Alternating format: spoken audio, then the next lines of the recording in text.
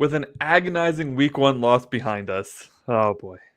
The Dolphins head home to Miami though in week 2, so hopefully it'll get better. It's our first division game of the year against the New England Patriots. Can our Dolphins bounce back from maybe the worst start we've ever had to a season ever? Or will we be 0-2 at the end of this and just be ready for the season to end?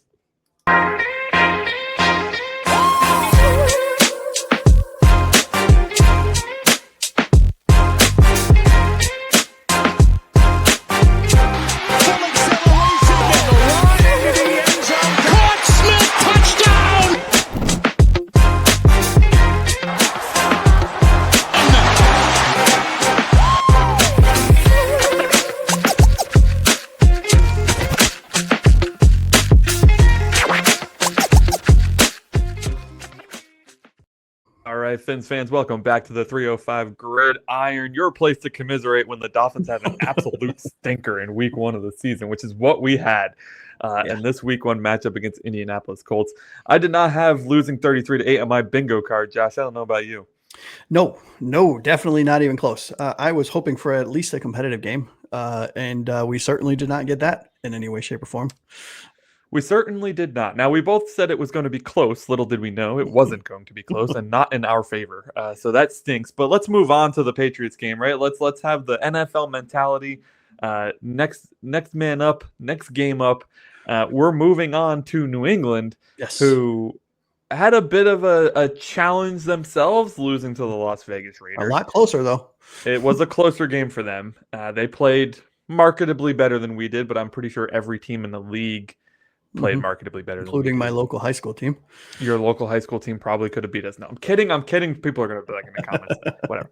All right. But before we do that, guys, we like to get you involved first. So before we dive into our top 10 storylines to look out for in the Dolphins-Patriots Week 2 matchup, let's get your predictions.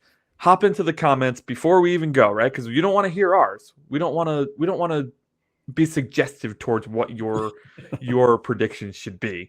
Yes. So for this week 2 matchup, give us 3 things. Give us your X factor. That's the player or the unit that is going to absolutely be the difference in this game.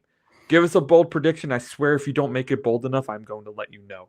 All right. This should be bold. We will comment. We will comment back, which we're going to do anyways. I don't know why I said that. And then give us the final score, of course. We're going to give you our version of this later on in the show, but we want to hear yours as well. So hit us up in the comments. Your X factor, your bold prediction, that better be bold, and your final score for Dolphins Patriots in Miami.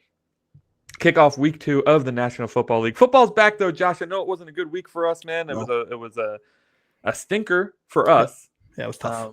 But we had fantasy football still. Red Zone was back. There were some good games. Steelers, Jets, surprisingly, and I'm like, freaking, what is that? Justin Fields versus Aaron Rodgers. What is happening? Yeah, I thought that was going to be like a 13-10 kind of game, not a 58-42 kind of game. And how often do you get a QB swap? Justin Fields starting for the Steelers last year, Aaron Rodgers starting for the Jets last year, and then they both do really, really well. And they 4 touchdowns for Aaron and 3 for Fields. Absolutely incredible. So listen, I know we're Dolphins fans, but at least there was some good football to watch. That just not from us at all. So we'll talk more about that as we get going. Because first, we're going to dive into the top 10 storylines to look out for in the Dolphins versus Patriots Week 2 regular season game.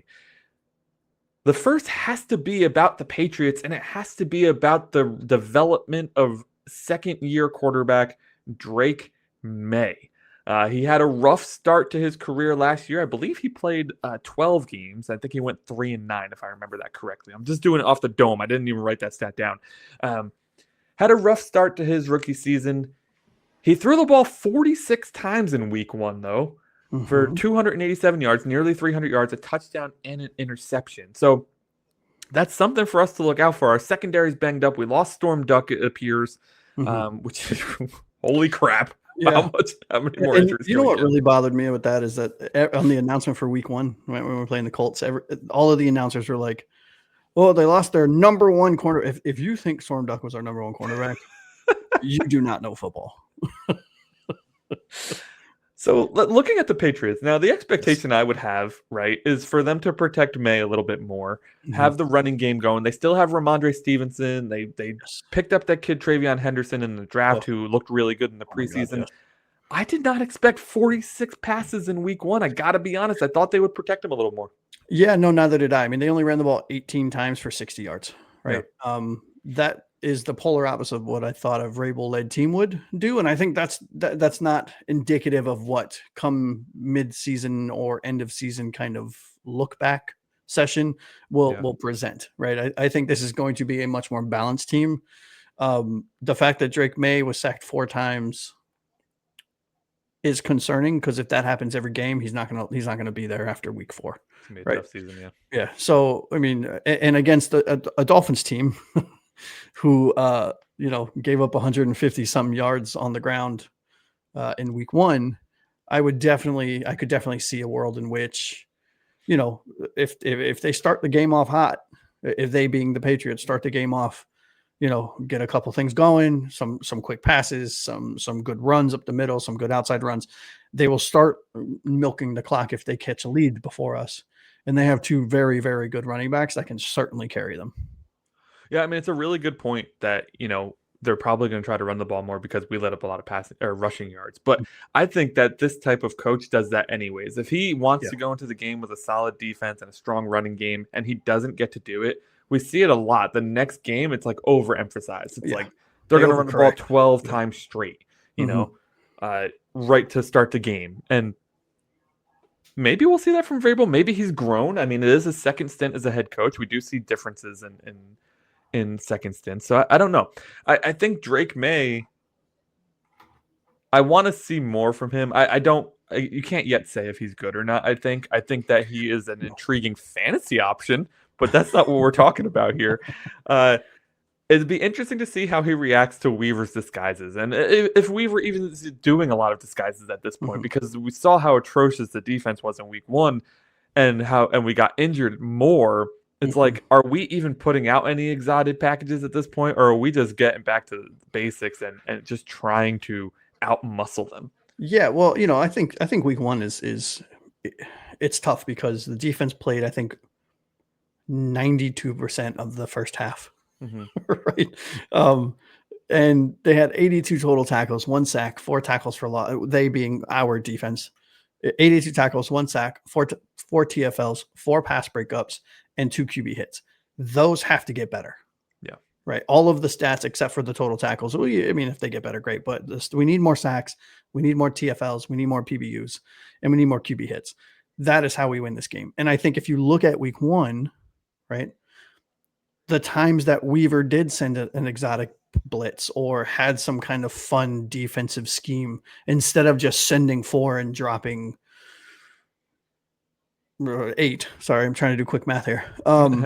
When he did not do that, when he sent those exotic, we actually got home, right? Chubb got home on the sack. There were quite a few very close calls. So, you have to think that a second-year quarterback in Drake May, who is it looks better, right? I mean, you can't argue that he looks better today than he did in week 1 of last year, but he's still a second-year quarterback. So I think the more hands you can get in his face, the more bodies you can get around his feet, the more times you can collapse the pocket, the more mistakes or rush throws he's going to make, which you have to hope then our secondary capitalizes on, which is a big ask.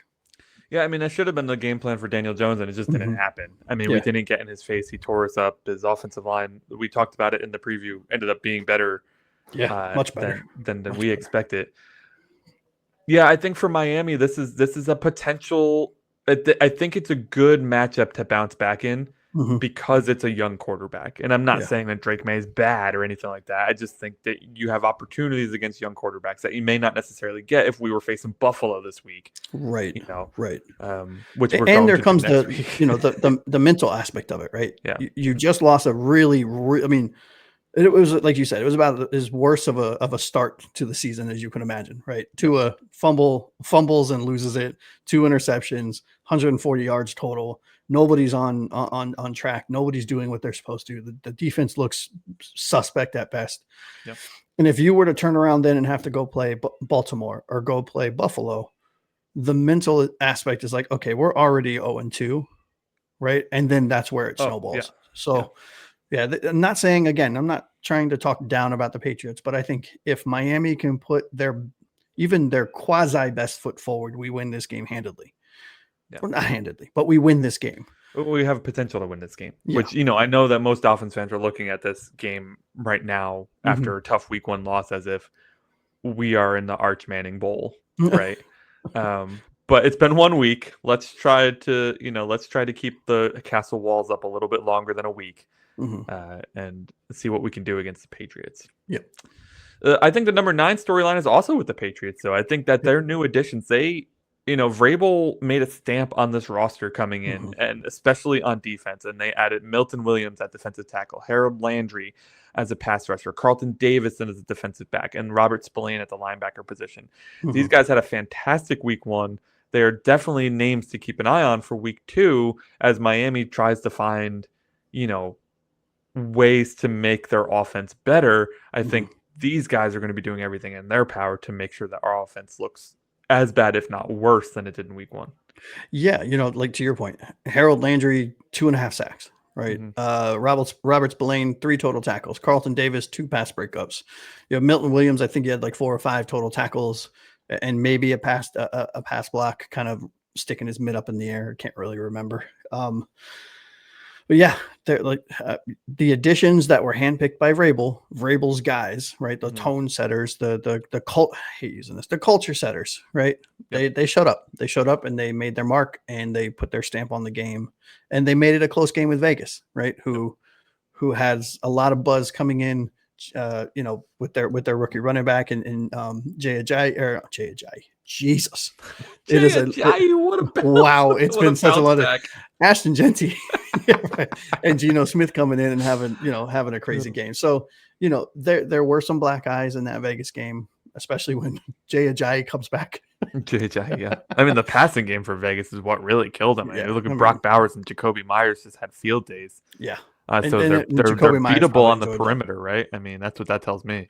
Yeah, but again, you need your O-line to block, right? And if anything told us that nothing rather told us in week 1 that our line's going to give Tua enough time to do anything. So hopefully there's they bounce back, and they being our offensive line bounces back with at least a decent game. Yeah, and I know we're going to talk a lot about the offensive line as we go, but man, that had to have been the most disappointing thing to me. Yeah. In this game is that we had high hopes for this rebuilt offensive line, and I know we've talked about this. It takes time for them to mesh, but we lose Daniels already in the third play. Yeah, he like sprains it was a pectoral thing and not an ankle. It's worrying, especially given the style of play that Vrabel wants to run with the Patriots.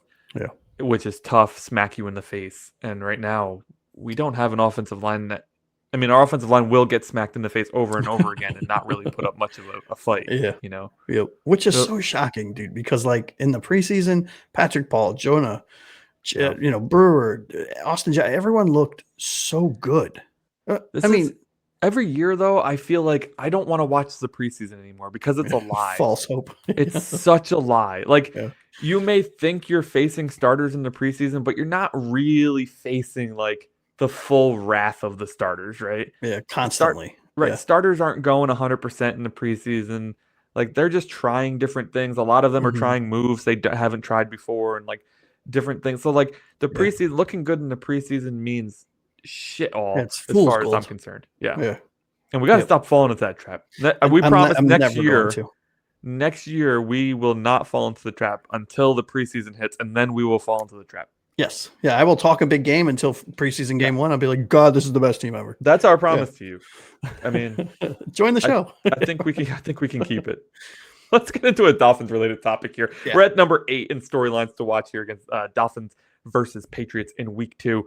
And I think it's revisiting Miami's draft reinforcements in the trenches. We didn't get to see what we hoped to see in week 1. Do we get to see something better in week 2? I think Jordan Phillips is still a wrecking ball, unbelievably. I know he was facing Giddens at this point at the end of the Colts game, but Giddens was running us over, and Phillips was really the only person who could stop him. And then we're talking, of course, Kenneth Grant, who was our first-round pick, and then Jonas Avenaya on the other side, who's our left guard. We need to see more of these guys very quickly if we're going to have any chance of recovering this year. Yeah, I agree. And Kenneth Grant did not, like you and I both said on the preview show, he didn't show up a lot in the the stats book, right? 4 total tackles and 1 solo tackle. But there were so many plays where he forced the player into someone else's lane to make the tackle. Now, and just so happens they didn't make the tackle. But he was a lot better than his stats indicated. And so hopefully, to your point, Kenneth Grant, Jordan Phillips, Jonah, some of the rookies, Ollie Gordon had a really solid kind of put your head down into somebody's chest and roll them over. Yeah. We just need to see steady, consistent game over game growth from these guys because they're so talented that if that growth is steady by week 3 or 4, these guys are making consistent kind of impacts to like game changing type impacts. You know, and I'll be honest, the middle of the defensive line wasn't a problem. I mean, Jonathan Taylor had 18 for 71, which is 3.9 yards per carry, which is it's decent. But I mean, I feel like everybody else was a problem and not the middle of the line. And then, yeah, well, you know what the problem was is our and again, they got us because we sat here and said this is the best linebacking core I've seen in 10 years. They're going to cover that. We have speed, we have power, we have smarts, and they let a rookie tight end, Tyler Warren, have 7 receptions for 76 yards. I mean, you just can't do that, right? Yeah, I don't know if we're going to get into the linebacker core, but I have a lot to say about them. And if it doesn't happen this show, it'll happen in our reaction. It's already happened in the reaction show. Yep. So you can go back and watch that if you want my real thoughts and feelings. Careful. It's earmuffs, and don't bring your children to that show. Don't bring your children to the reaction show. Don't do it. Maybe for the rest of the season. We'll label this one kid friendly. Reaction show is adults only. Rated mature. Yes. Yeah. All right. I mean, listen, that's number 8 is Miami's draft reinforcements in the trenches need to do more. And I know that they did okay, but we need to see more production out of them. We need some gaps from Savaneo. Like we need some run stuffing. We don't want to get run over by Trevion Henderson and Ramondre Stevenson. That would be a bad look. Yeah. So we're gonna need our rookies to at least, pony up a little more. Yeah. In this next one. Number 7 in the top storylines to watch in this one is actually we've been quite dominant of the Patriots lately, which is a nice change of tune after the Tom Brady era, which we had some success against Brady, more than the rest of the division, to be honest. But still nothing that you wanted to brag about. No. While they were winning 7 championships. So, we've won 8 of our last 9 against the Patriots. I want to say that 2 is undefeated against them. Is that correct? I don't know that he played the 1 loss. You'll have to fact check. He did not. He did not put. 2 is still undefeated. Yes, so 2 is undefeated against the Patriots. So maybe we talked before. Maybe this is the bounce back game because Drake May's playing, and we're pretty good against the Patriots. We're playing at home, but man, we also talked about the Colts streak in Week 1 having not won a season opener since 2013. Yeah, streaks are meant to be broken, and let's hope we're not starting a trend here by breaking a bunch of streaks. Yeah. It's one of those things where you like to hang your hat on. Okay, Tua has not lost. There's a lot riding for us every time we play them. However, I don't know. Week 1 really shook me, man. I don't get shook often with this team because I'm callous and I'm jaded and I'm used to it, right? I've been a Dolphins fan my whole life and I'm pushing 40. So, however, I came into the season high in a lot of aspects and admittedly low in some aspects, but I was very sure that this team was going to put the right foot forward early to kind of do everything that they can to take the nasty taste out of their mouth from last year. And we got the polar opposite. We got worse than last year. I don't know if we had a 33-8 game last year. I don't. Not that I remember. The Bills spanked us once. Okay. But that's expected, right? I mean, that's the Bills. I want to say the Ravens did too. Did we play the Ravens last year? I don't remember. I'm not sure. But, coming back to division dominance, it's a tough title, right? It's a tough way of saying it because we have owned the Patriots, but the Patriots have gotten much better. I think you'd be an irrational fan if you sat here and said we are markedly better at every position than we are, or than the Patriots. And it's just not true. I can't confidently say now, especially after week 1, that they're better at the quarterback position than Miami. And I'm a Tua guy. You know what I mean? I mean, at least not marketably better. We might be slightly better, but I think they're better at us than at the running back position. I think we're better at them at the wide receiver position when our guys aren't injured or when they decide to show up. The offensive line, questionable. Defensive line, probably a break even, a push. I mean, cornerbacks, they're better. Safeties, we're better. I mean, so it's Coaching, one of those, they're better. I mean, yeah. So it's one of those things, man, where it's like, historical context, usually kind of where there's smoke, there's fire and all that stuff. I'm not sure about it this year. I'm really not. And I know it sounds like I'm super down on the Dolphins. I'm not, but the week one loss to the Colts really shook me. And it showed me a side of this team that I haven't seen in a while. Right. And, it's going to be interesting. This is one of those games where if you are the Miami Dolphins, if you are the players in the locker room and you want to come back and throw a middle finger up at the national media that says, go ahead and question me now, week 2 against the Patriots at home, that's where you drop 33 and hold them to 8. You know what I mean? I agree. You need to dominate this game if you want Yeah. to erase the doubters. And I'm just sick and tired of this team talking about erasing the doubters and not actually doing it. Mm-hmm. And I'm really sick and tired of seeing a team that comes in woefully unprepared to pretty much every game that we play. And why I bring that up, because I know this isn't the reaction show, and we've talked plenty about that already. Why I bring that up, though, is because we have a series of 3 division games in a row coming up here, right? Like, we play the Patriots, and then we play the Bills on Thursday Night Football, and then we play the Jets on Monday Night Football. Like, we are going to be national embarrassments if we can't at least pull one of these games, if not 2. And we have to start here. Enough with being unprepared.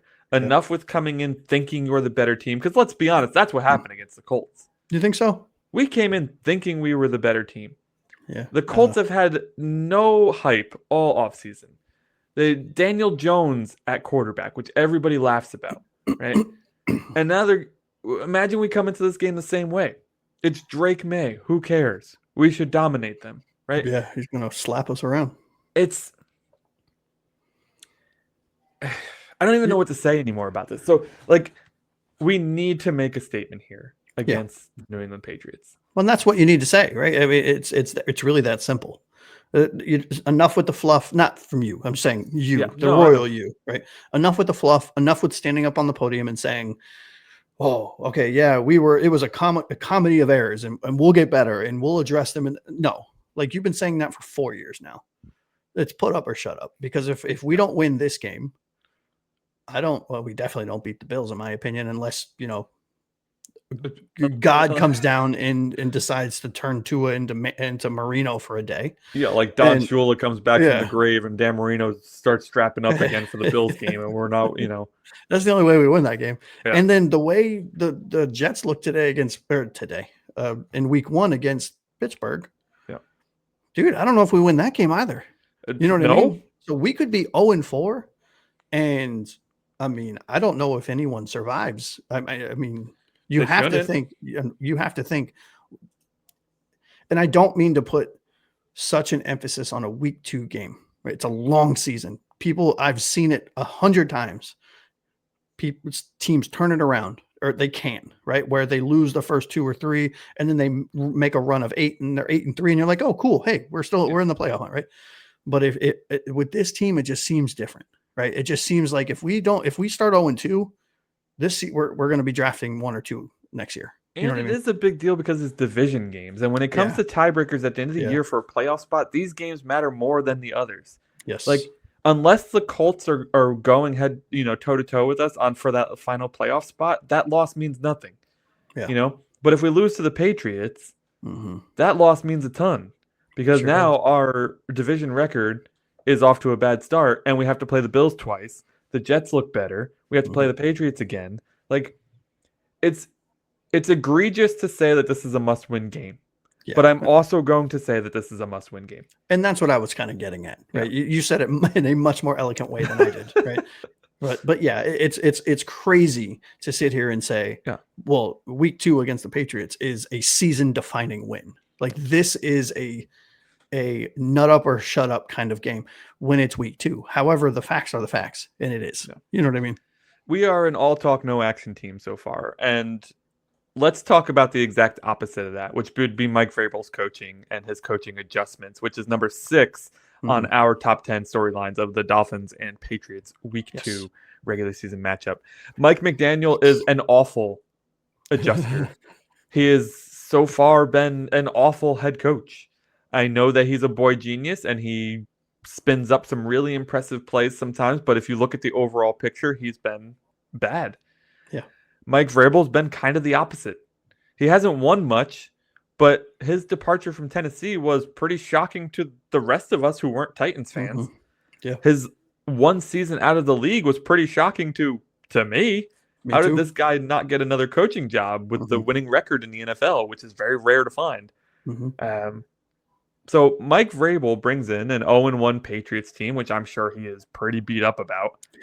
But I can bet you that he is not going to sit in front of the podium this week talking about how the team is 0-1, making excuses about how they need to be better and all of that other crap. I bet you he's going to get up to the podium and he's going to talk about what they're doing to get better, not what they need to do to get better. And we'll see the same stuff in the game where the Dolphins will be struggling in an area that clearly needs adjusting, even to fans like us who pretty much know the basics and a little bit more. While Mike Vrabel will be like, hey, our running game to the left hash isn't working as effectively as we want. Let's move it out one letter or one hole, whatever you want to call it. And he'll make those adjustments on the fly. I think this chess match between the head coaches, we are at a disadvantage going into this game. And I think it's an opportunity, though, for Mike McDaniel to show growth that he can win that chess match. Yeah, I think, and it's so hard to say, right? Because I don't have any examples. Like I'm going to say something right now, and you could say, well, give me an example, and I'll be dumbfounded because I wouldn't be able to give you one. But it's just one of those inherent things where I feel like Mike McDaniel is on. He's capable of adjusting, of making these kind of head coaching decisions. Yeah, and he hasn't yet, right? But he has the ability to. And I've said it on this show. I was on another podcast earlier in the week. We were talking about Mike McDaniel, and it was Mike McDaniel is going to be a great head coach for his next team, right? And I don't want to see that, right? I mean, look, I think it's warranted now, but as a fan, I don't want to see us to have to go find yet another head coach and go through the whole process again. I just want Mike McDaniel to get out of his own way.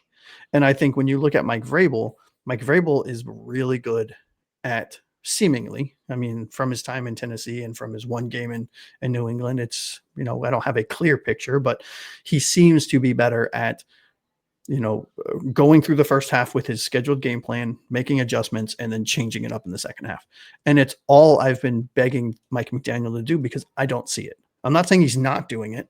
I just don't see it. I see the same thing over and over and over and over again, and him expecting different results. So, we'll see. It's going to be a big decision on which team wins, and it's going to come down to the coaching.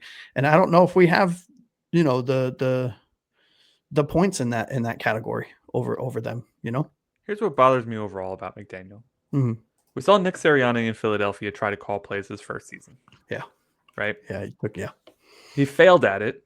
He was criticized heavily from the media. He said, okay, year 2, let's try something different. I'm not going to call plays. The next year they win a Super Bowl, right? Yeah.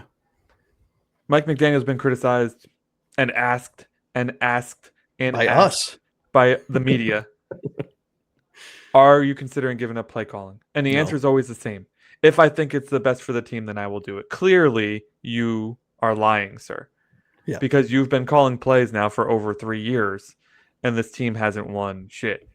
Yeah. So if one good year. Right. So, and then we didn't win a playoff game in that good year.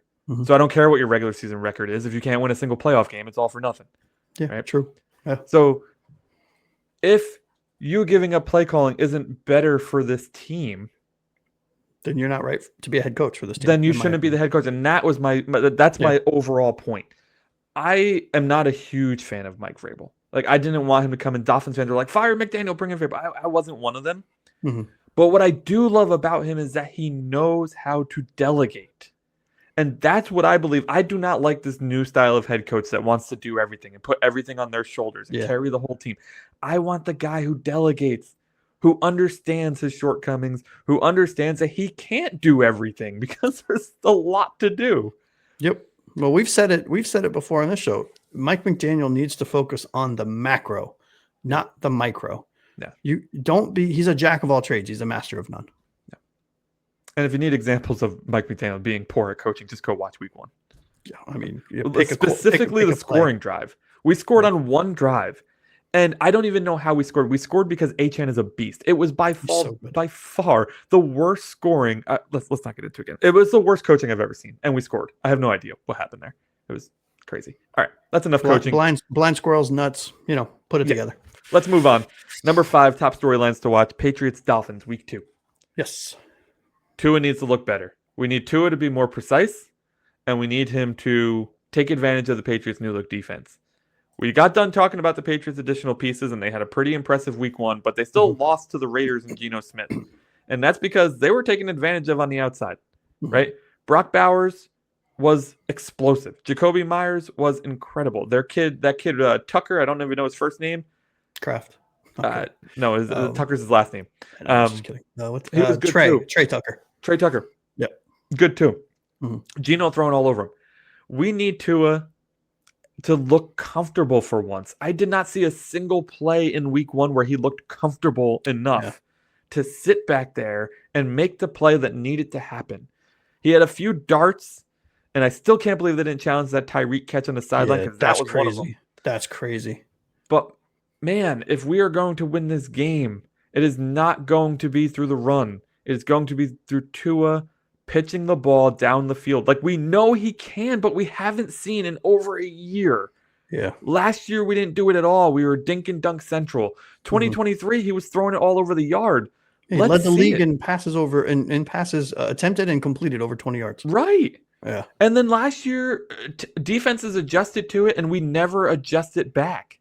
Yeah. Well, that goes back to what the point we just talked about. Yeah.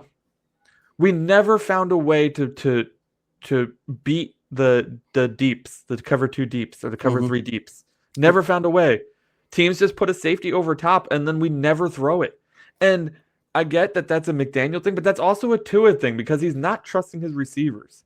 Yeah. And given his receiving core, that's crazy. They're good on paper. They have big names, but given how much they've let him down in this past year, I don't know that I blame him. No, and really, I don't see. I see it different. Right. I see Tua not trusting himself to make the throw for whatever reason. Because to your point, I mean, you have these high octane wide receivers. You've added a physically different wide receiver in Nick Westbrook-Ikhine. No catches week 1, by the way. I thought he had one. Didn't he have one? I don't think he did. Oh. And if he did, it was from Zach, not Tua. He did, and it was from Zach. Yeah, he had 7 yards. Yeah, in Q4. I don't know. Like week 1, Tua did not seem himself. He just seemed from the get as he was running out. He just looked weird, right? And the game, I'm feeling like there is a very good possibility that we see a much more comfortable and a much more improved Tua in week 2. I think not that we want to make any kind of jokes about getting hit on the head, but I think he took one on the chin, and I think he's going to come back and he's going to look at least much more like the Tua that we're quote unquote used to seeing, where he's accurate, he's throwing balls, they're not overthrown. Now, if his wide receivers drop him or tip him in the air and they get intercepted, I mean, yes, I know it's his stat, but that's not on him. Waddle. What? Tyreek Hill. Jalen who? Yeah. However, I think what I am concerned about, where in the same breath where I think Tua is going to have a bounce back game against the Patriots because he's shown us he can do it. He's shown us he hasn't lost to the Patriots. It's the Pats defense in week 1, right? I mean, 71 total tackles, 4 sacks, 10 tackles for loss, 5 pass breakups, 9 QB hits, That's a problem. right? So if Tua can just get back there and feel comfortable, meaning our offensive line does what it's supposed to, even 80% of what it's supposed to, I think we win this game. It's 9 QB hits, dude. Yeah. 9. Yep. Now, I didn't watch the game in full, right? Yeah. So I don't know Yeah. exactly what Geno Smith was doing back there. Yeah. I mean, I it don't could be know if- Geno holding the ball too long for sure. Right. Or or doing his like patented where he drops back and then spins right into a defensive end. Right. I mean, there's a million things that Geno does that you don't like. Right. There's a bunch that he does that you do like. However, I don't have context where those 9 QB hits came from. And I know we tout Tua for his quick release, but sometimes I wish he would just take a second longer to think about things. Yeah, me too. Let the play develop. Mm-hmm. He's just too edgy right now. Yeah, he's skittish. He never looks comfortable back there, ever. Which is a problem because in 2023, when he did look comfortable, was when he was slinging it. Yeah. And then last year, he never looked comfortable, and it was dump off consistently. I don't even know if he was getting through his reads. They say he was, but how could you be that fast? His average release time was like 1.3 seconds. How could you be getting through all your reads that fast? Yeah, well, that's the thing. He's not. He's trusting his eyes too much, too early. If that makes sense, right? No anticipation throw, which is what he did so well. Yeah, in 2023. But yeah, listen, the defense is a problem. The defense is a big problem. I mean, our offensive line looked bad in week 1 against the Colts, and the Patriots defense, I think, is significantly better. And they showed it. 2.5 sacks for Landry, who we talked about before, right? I mean, that was his first game as a Patriot. Yeah. Now Landry's coming against Patrick Paul and Austin Jackson, who whiffed majorly in this game a couple times. Wow. Yeah. And I don't know that it was his fault. I think he was supposed to be that was supposed to be a chip block by Tanner Connor that got missed. It was. But, it was. But I mean, come on. You can't let your quarterback get hit like that. Pay attention. Yeah, Jonah looked pretty good though, all things considered. I will say that. I mean, I'm trying to find silver linings here. Jonah, who came in as the biggest, in my opinion, the biggest question mark on this team from an offensive line starter position, looked very good, all things considered. And that's a good point. And understand, Dolphins fans, is that you probably know how hard it is to come and talk about the next game after a game that you just got decimated in. I mean, it's hard to find those silver linings, but we try to come at it from a reset perspective without ignoring the fact that we played like shit the first game. Right, exactly. Yeah. So this is no longer kid friendly there. I've said it multiple times. That's fine. No. So Patriots defense is going to be a problem. Tua's precision passing is the way to fix that. It's the way to beat that pass rush. Yeah, and I think honestly, the run game stay the same, right? Yep. Just do what you did. It's 78 yards on the ground. Give us some more, right? Achane had 75 yards on 10 touches. If this guy is not the most explosive guy in the NFL, I don't know who is. Like point in case. It's insane. All right, let's move on to number 4. Number 4 is a big one because we lost it big time in week 1. Actually, before we get on to the next one, those of you in the comment section, let us know, right? Let us know exactly what you think Tua's going to look like against the Pats defense. How do you think Vrabel's coaching adjustments are going to make or break us, whether it's winning or losing, and so on and so on. We'd love to hear comments. We comment on all of them. We're doing this show for you guys.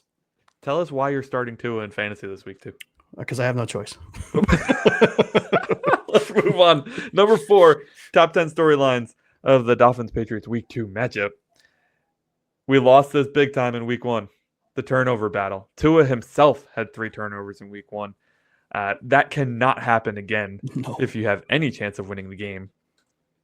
So the Patriots, honestly, their best path to winning this game is through the turnover, which I know that Tua has not traditionally been a big turnover guy. He hasn't turned the ball over a lot, but we saw in week 1 that things seem to be changing the wrong direction. Listen, you use the Ferrari in a snowstorm analogy a lot. And while our trenches have improved to F-150s or whatever you call them, our skill position players are still those same Ferraris. And being a Ferrari, if you get a ding, it turns into a dent, right? Yes. These guys are very easy to not only injure if you wanted to, but to pry the ball away from if you wanted to. Yeah. And I think that we need to get significantly better across the board, but don't turn the ball over. At least give yourself a chance to win the game. And the Patriots can force some turnovers. They did against the Raiders. We need to win this turnover battle. And that's not an if we can win the turnover battle. It's that we need to win the turnover battle or we don't stand a chance. Yeah. I mean, think about this. Tua's 3 turnovers. Not that it would have mattered, right? No. If you look at the score, but his 3 turnovers directly added 17. I think it was 17 points off turnovers. It was 2 touchdowns and a field goal, right? Yeah. You can't do that. You can't beat yourself. If you get beat, if you play a decent game or a very good game as a team, and in this case as Tua, and you get beat, hey, you know what? Hats off to the team. I'm not a big fan of losing. However, okay, cool. You cannot justify. You can't beat yourself. You cannot give the Colts in week 1, for example, a 17-0 lead because Tua turned the ball over twice in 3 passes, 2 interceptions, and on his 7th drop back, fumbles the ball and loses it. Now think about that. 3 passes. The first 3 passes were 2 interceptions, and the 7th drop back was a forced fumble. You can't do that. You just take care of the ball and hope your defense can get some turnovers, because we didn't really do that in week 1. No, I mean, we have a -3 turnover differential. Patriots are coming in with a 0 turnover differential. They had 1 each between the Raiders and the Patriots. So there's not really much more to say about that. Win the turnover battle. Yeah. I mean, that's where things start. I mean, if you watch any of the interviews with coaches out there, that's like one of the top 3 things they always mention. Yes. You have to win the turnover battle. Another thing we should probably talk about, though, it kind of coincides with winning the turnover battle, is converting 3rd downs. Very much so. Which, amazingly enough, given all the negatives that we have to say about the week 1 matchup, we actually did convert 3rd downs at a better rate than the Patriots did in their week 1 matchup. They were 4 for 14 on 3rd downs. We were 5 for 10. So we had a solid 50% 3rd down conversion. Yep. Looking for that silver lining. Looking for it. Hey, it's there somewhere. It's there somewhere. It's there somewhere. So we have 1 stat better at this point. Listen, 3rd down conversions sustained drives. And one thing I was really keeping an eye on in this game, and I actually thought our offense did a fairly good job of this for the first time since forever ago, and that was not getting yourself into 3rd and longs. Yeah. And I thought we actually did a pretty good job of that in this one. Yeah, there was a couple instances. Obviously, I mean, this game went off the rails early. There were a couple instances where it was 3rd and longs, but some of those we actually converted, right? Whether it be for a penalty against us, or rather against them, or an actual really nice play by someone, mostly Devon Achane. Only Devon Achane. Pretty much. Yeah, that's a fair point. 3rd down conversion is where I fully believe in my heart games are won and lost are on 3rd down conversions, right? We have an opportunity here too with this one. Historically, the team that won usually has a better 3rd down conversion rate than the other team, right? Yeah. Whether it be because they have more options or they're just doing it better. And I think, to your point, I don't know what the Patriots were. Let me look real quick. They're 4 for 14. 4 for 14. Okay. So yeah. So, you hold them on first. You hold them on the first 2 downs, and most likely you're going to win the 3rd down conversion, which would then lead to a better chance at us winning the game. And their week 1 matchup actually proves your point perfectly, because the Raiders weren't that good either. They went 5 for 13. So they were just slightly better, and they won that game by 7. Yeah. I think if we can keep ourselves in 3rd and preventing 3rd and long situations and force them into some 3rd and long situations, which is not something we did well to start the season. No. I think that we're starting to add up some things that will help us get back into a smooth flow. Like, it's easy to look at week 1 and say this team is an absolute disaster. There's no saving it. But just look at the little things we're talking about that can be improved. Yeah. And that can result in a win, right? Don't turn the ball over. That's a pretty simple one, right? You would think, right? Don't turn the ball over. Coaching adjustments that mean something. If there's a close play on the sideline with 2 minutes left to go in the game, maybe challenge it. I don't know. Yeah. What else? You're already down 29 points. Right. Who cares if you lose a timeout at this point? Right. There's a rookie quarterback on the other side. Take advantage of that. Scheme up some stuff that gets him confused. Like, these are all just little things. And the 3rd down conversion is another one. They were 4 for 14. That's awful. It's awful. There's an opportunity there to take advantage of that. And that's something they're going to work on, right?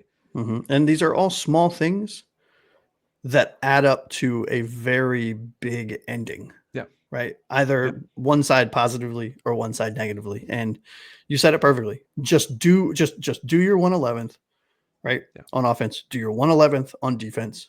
Make the plays that are in front of you. Do not try to play hero ball unless you're Jack Jones, and then you're going to play hero ball. And just don't beat yourself, right? And we say it like it's easy, but It's not. it's not. However, you have to. Like, these are the things you get paid to do, so do them. Honestly, this is like a mantra I live by, and we this show lives by. Is that we aim to be 1% better every day. Yes. Right? So the very next much so. time we do a show, we want to be 1% better than the last time we did a show. Mhm. And that's what these guys should be aiming for too. Most successful people who you listen to do TED Talks or whatever the hell they're doing out there, Yep. getting money to speak, which is amazing. Yes. They're always touting the same thing. Just get 1% better every day because you're getting better still. And yeah, you're gonna have setbacks. You're gonna have like a 10% loss one week or some shit like that. You're gonna have to build it back up. But like, just keep getting better, and we'll get that win. And hopefully, it's this week against the Patriots. And hopefully, it starts with the next guy we're talking about. Next guy we're talking about is none other than Tyreek Hill, which I said in the preview show for the Colts game. If he did not have 100 yards in that game, then we were doing a disservice to not only our offense and our team, but to Tyreek Hill. Josh, remind me, did he have 100 yards in this game? It was close. It was close. He had 40. Very close. Very, very close. 4 for 40. Enough already. Get the damn guy the ball. And I know you love Jalen Waddle, and I love Jalen Waddle too. I love his story. It was a first round pick for us, and I think he could be a good player, but he is not Tyreek Hill. Like, every time Tua throws the ball to Waddle, I just cringe because first of all, he drops the ball a ton. He loses fumbles too much. I'd like, get the ball to Tyreek. You know, he's the explosive play factor. He's the only, and the wide receiver room is the only explosive play. I was going to say on offense, but I think Achane is in there now. I mean, yeah, Achane is nasty. I think he's actually, probably, in my opinion, a better weapon than Tyreek Hill. He is now. I mean, I wouldn't have said that, last year or 2 years ago even. Achane's in year 3 now. But if it's not to 10 or to 28, then what are you doing? Yeah, see, I'm a little, to your point, I'm a Waddle guy, right? I think Waddle's has the ability to be a wide receiver 1 in this league. I do, and I know you don't. Oh my God, I don't even think he's a 3, let alone a 1. I think that is a crazy take, but I respect. That is not. He looks awful. What have you seen from him in these games that makes you think he's a 1? Outside of last year, he's had 1,000 yards every year. So what? That's a 1, dude. Mean anything. That's he a 1. Looked terrible in week 1. He looked terrible last year. What have you done for me lately? That's the NFL. That's a 1. But anyways, guys do nothing in a year and then they have to retire because no team wants them. Like, if you haven't done anything, you're nothing. But that's not true, right? That's not true with players that have established some kind of credibility. He's not established though. Okay, he's not. He's not a good wide receiver in the NFL. I'm sorry. I know he's had 1,000 yards, but he's just not. And look, that is your stance, and I respect it. But my stance is he's a wide receiver 2 on this team with the ability. I'm not saying he does or he plays like it. He has the ability to be a number 1. So you have disagree, but let's move on. Yeah, but so Tyreek Hill is in his explosiveness makes or break. But because of that explosiveness, it opens up players like Devon Achane and like Jalen Waddle to make a difference in the game. Because once Tyreek Hill has a few explosive plays, you see the defense start shifting over to cover and double and triple him, right? Then that opens up, and then you have to have other playmakers to come in and make a difference in the game, so that then the defense starts shading back over, and then Tyreek Hill has a 70-yard bomb again. You know what I mean? So that's kind of the ebb and flow of this team in 2023. The game would start, we would run a couple of times with Raheem Mostert, the defense would crash to try to stop him. We would hit Tyreek Hill for a 70-yard bomb. The defense would shade over to double and triple Tyreek Hill. Then Jalen Waddle would break off a 60-yarder, right? And then it was just rinse, wash, and repeat. And that's what we need. We need Tyreek Hill to be Tyreek Hill. We need him to stop throwing temper tantrums on the sideline, which I appreciated in week 1. It was warranted in this one. Yeah, totally. However, we need Tyreek Hill to be the $53 million player that he's being, or $35 million player that he's being paid for, you know?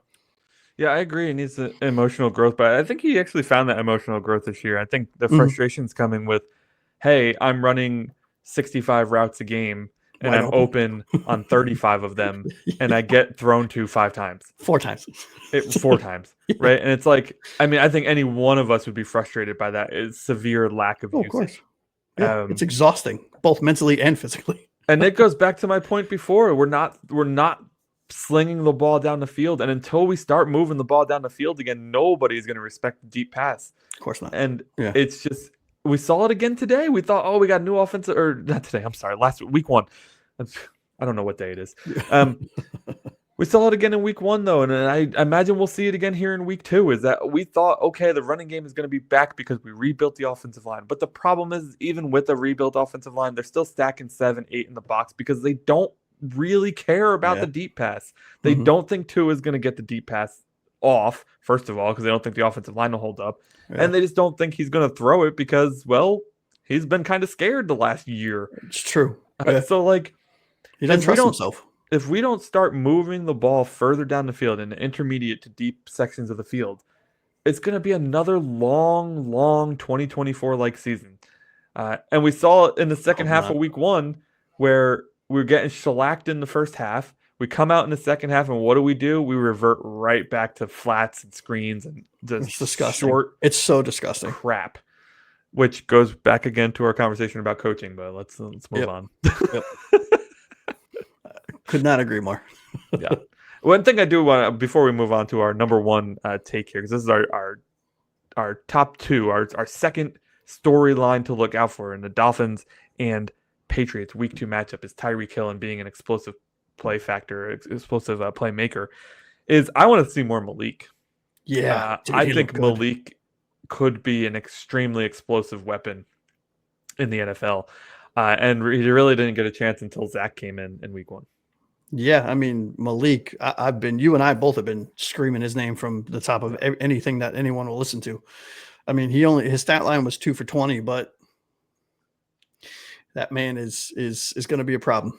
He really is. And it all comes back to coaching, and it all comes back to Tua trusting himself, right? Stay in. You said it perfectly a couple points ago. Stay there and wait a hair longer instead of taking the 2-yard dig because you're afraid of something. Wait a half second more because Malik or Tyreek or any kind of Eek might break free for that 20, 30 yard down the field. But because he's what he's touted for, which is a quick trigger, to your point, I don't know, man. It's just, I never looked at it that way until you said it. It's like, dude, just take an extra breath. He reminds me way too much of the rookies. Like if you watch the rookies in week 1 or in the preseason, that if they don't see their first read, they start getting a little scrambly in the pocket and they start running around. And even if they don't need to run out of the pocket, they run out of the pocket. And like Tua still does that. It's the year 5, bro. Why are you still doing that? Like you should have enough knowledge and experience at this point to know that 1 read, 2 read, 3 read throw, not 1 read run because I'm afraid I'm going to get pancaked here. And like, I get it. He's been hit a lot. He's been hurt a lot. His mind is probably in overdrive when he's playing, which I think all quarterbacks have a lot going on in their head. But I think the greatest ones, and we hear this about pitchers, right, in baseball a lot, is they can block out everything but what they're doing. Yeah. Right. Yeah. And I think that's what the great quarterbacks are capable of, is they can block out. They probably don't hear the fans in the stands. They probably don't hear the shit talking coming from the defensive players or anything like that, right? Like they're so just focused on how is the defense lined up? How is my team lined up? Can I move anybody into a position to be at an advantage, which we never see from Tua, by the way, and who is my first, second, third read going to be after I make these adjustments, right? Like, man, we see, like, I hate Josh Allen. I hate Buffalo. But Josh Allen does this incredibly well. He commands the offense. He's commander of that unit. And I don't see that. I just don't see it in Tua. And I know this isn't even a Tua topic, but it's about Tyreek, and Tua gets the ball to Tyreek. And I just, I want to see more. But, and I will, and I'll also add this on the Tyreek front, right? He also needs to make a difference. I understand he runs 40 routes, he's open 20 of them. Yeah. But there's a reason. There's historical context to why maybe somebody doesn't trust him as much as they should. Then Because trade they're him. Like that's another coaching thing, right? But Like, again, right? But I'm just looking at this from Tyreek on the field, right? No, I know. We can't control if he gets traded or not. But I can understand on the flip side where I'm bashing Tua for not, to your point, trusting his eyes and trusting his expensive number one wide receiver. I can also see it on the flip side why maybe he doesn't necessarily trust him, because last season it was a shit show between those two. You know what I mean? And listen, and I think if that is happening, right? If that's a situation that this team is dealing with, and we're not openly trying to trade him, then it just goes back to the point we've made 1,000 times here, is that it's poorly run. The organization's poorly run. Of course. Yeah. Right? I mean, I know a Chiefs team that would probably take him back for a second or a third. They got nobody at wide receiver right now. No kidding. No kidding. I mean, and of course, our luck, like Jonnu Smith and like Jalen Ramsey, he'd go in and turn into a perennial all pro. Which is fine. I think if you trade him away, like you're giving up that, right? Yeah. You're admitting that it didn't work here in this locker room for whatever reason. Now, whether that's a Tyreek problem or a Miami Dolphins problem, which is seeming more and more likely. We'll have a whole show on that, should it go down. Oh, goodness. Yeah. When you see guys like Jalen and Jonnu go elsewhere, ask to go elsewhere, get sent elsewhere, and then both succeed elsewhere in the first game with new team, it really starts to make you think about your team, doesn't it? Sort of. Not really. Not if this goes on all season, yes. But if you remember, Jalen Ramsey came in after his big injury. After we traded for him, he was hurt with the meniscus thing. As soon as he came back, he had 2 interceptions in his first year, in his first 2 games. Right? Jonnu Smith came in, made immediate impacts, and I think Jonnu Smith now has a better chance at being successful in Pittsburgh than Jalen Ramsey does. I just think that hit on that Jalen Ramsey laid on whoever the hell it was, I think it was Garrett Wilson, was one of the best things I've ever seen. Listen, the overreactor in me wants to say that we made a huge mistake. Although I don't think we did, because I really love having Minka back. But yeah, I don't think we did. I think there was take the field out of it. There were so many other issues that both of them, or that Jalen was causing. Yeah. Last thing on the Steelers, and then we'll move over to thing. I did not expect Jonnu to take over Pat Fryermuth's job so fast. No, that shocked me, dude. Right? Yeah, that was shocking, because I don't hate Pat Fryermuth as a tight end. No. And I'd be willing to, I don't know, if we maybe we should have a weekly segment like shocking happenings of the week. All right, let's move on. Our number one storyline for Patriots Dolphins week 2 NFL regular season here in 2025. We need to get some early momentum at Hard Rock, dude. We are not known to be a stadium with a home field advantage. We are not known to be a stadium that really shows up for its team, because it's Miami. There's a lot of crap to do down there if you don't want to go to a football game. Yeah. But this is our home opener. This is a division game. It's the New England freaking Patriots that dominated this for so long. The emotions for our players are certainly going to be at an all-time high playing at home. You must protect this house, right?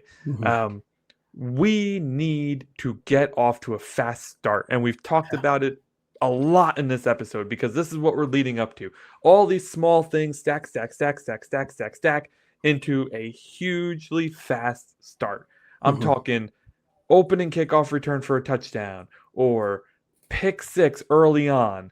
Like, or to a 30-40 yard bomb for a touchdown. Right. Like a huge, not a long 10-minute drive. I'm talking an explosive play that gets the fans into it. We need the fans to be into it. So we need something to happen early.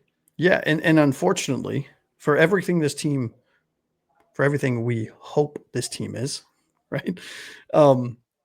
We know what this team is not. This is not a team, historically, at least in the last half decade, that plays well from behind, right? No. So early momentum is not just, to show everyone who we are, to get the crowd involved, but it's also for us to have a better chance at winning the game, right?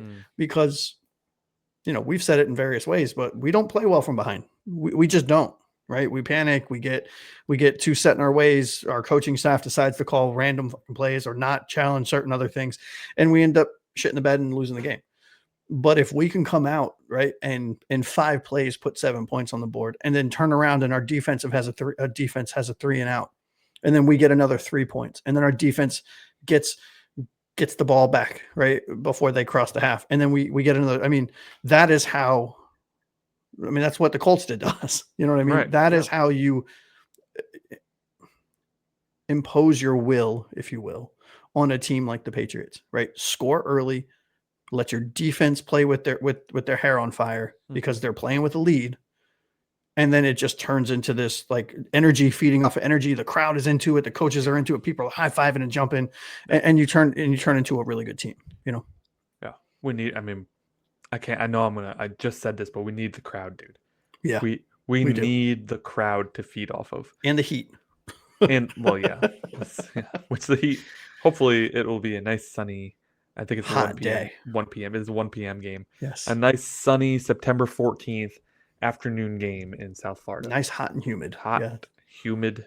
Yep. Especially, and we both live in the Northeast. We live in New England territory. And it is beautiful here right now. Right? So going down to the heat humidity might throw a little wrench in the plan. It might throw a wrench in their plan, that's for sure. All right, that is our top 10 storylines to look out for. Dolphins, Patriots, preseason week 2, in order of importance to us. Yes. Let us know what your order of importance is, or if you have a completely different top 10 list that you're looking at going into the week 2 matchup. We'd love to see your list. We'd love to see your thoughts. So hit us up in the comments below. That is our only form of social media at the time because we love YouTube, bro. So hit us up in the comments. We'll love to chat with you. We'll go back and forth, whatever you want to do. And join us live, guys. Monday nights, we do our reaction show. And Wednesday nights, we do our preview show for the coming week. Now, this show will not be live. It'll have been pre-recorded that you're watching right now, but it will likely be the only one of the season that's pre-recorded. So we will typically be live on Wednesday night at 7 p.m. Eastern time and Monday night at 7 p.m. Eastern time.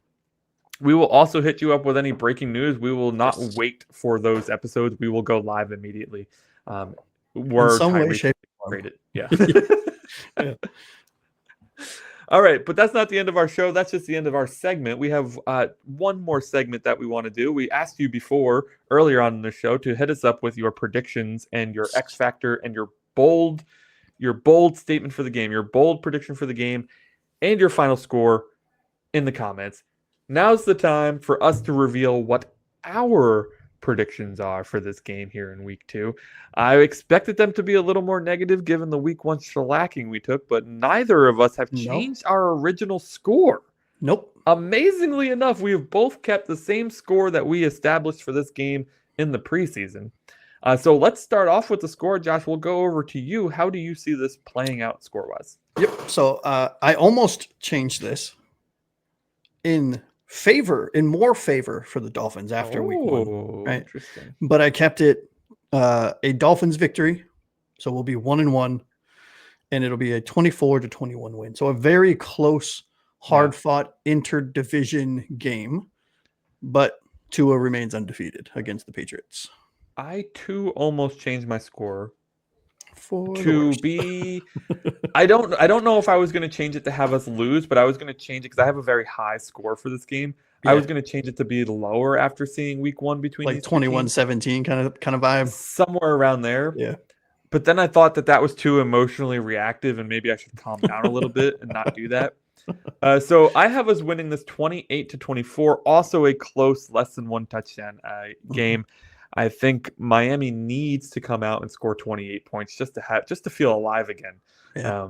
Because I feel like this team, that locker room was probably awful. Yeah, that bus ride home was not fun. No. Indy to Miami in absolute silence. Yes. So that's the final scores. I will start off with the X factor. My bold prediction for week 1 was that Devon Achane was going to have 100 yards rushing and 100 yards receiving. He obviously did not accomplish this task, but I am shifting him over to being the X factor in week 2 because I think Devon Achane is the best dang player we have on this team.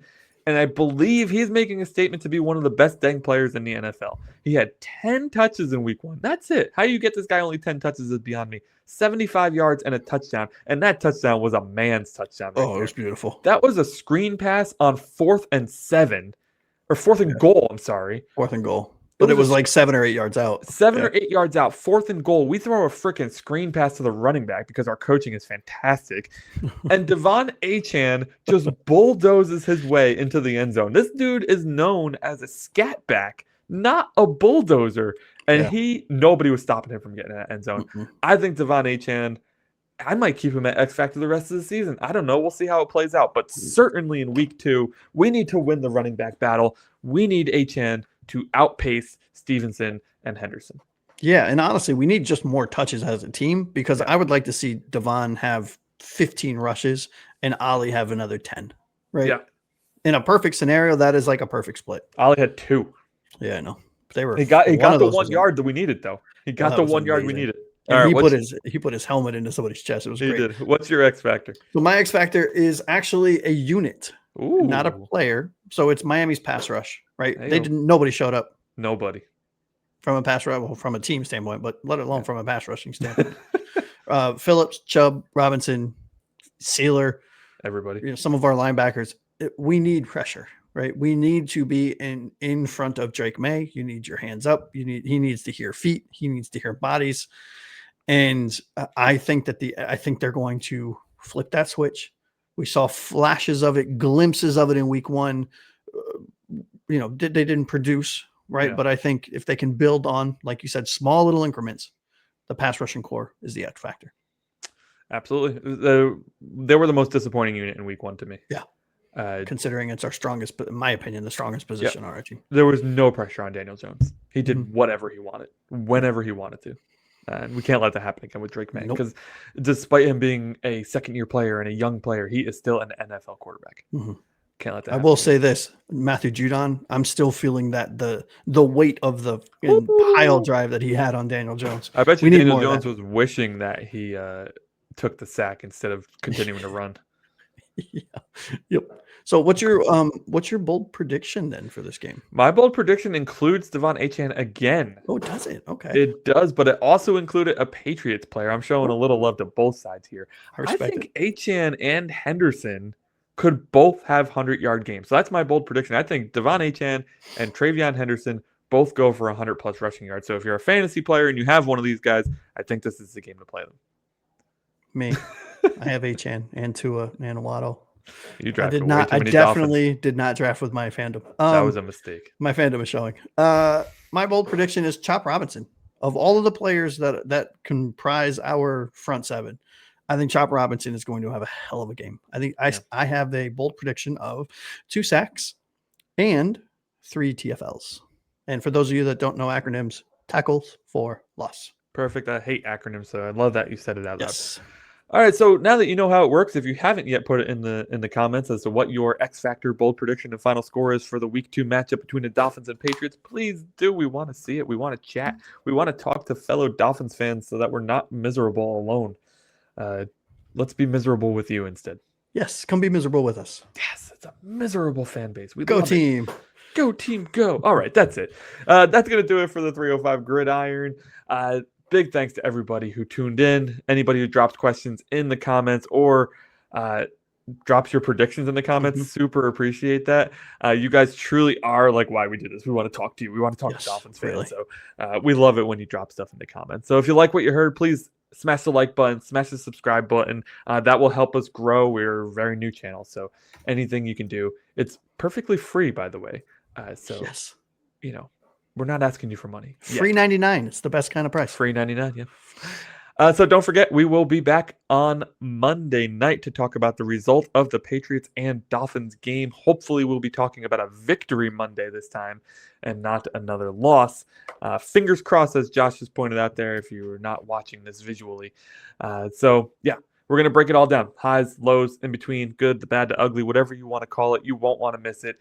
We have some segments coming soon, too, some newer segments that you'll get a piece of that weren't exactly ready for these first few episodes, but we're working on them behind the scenes. Don't worry. They'll be fun.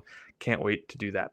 And those segments may or may not, I'm just lying, they will definitely include our fan base. So stay tuned. All of our segments will hopefully include the fan base. But that's it for us. So on behalf of Josh, a.k.a. Aqua Ace, and myself, thank you so much for hanging out with us. Fins up, and we will catch you next time.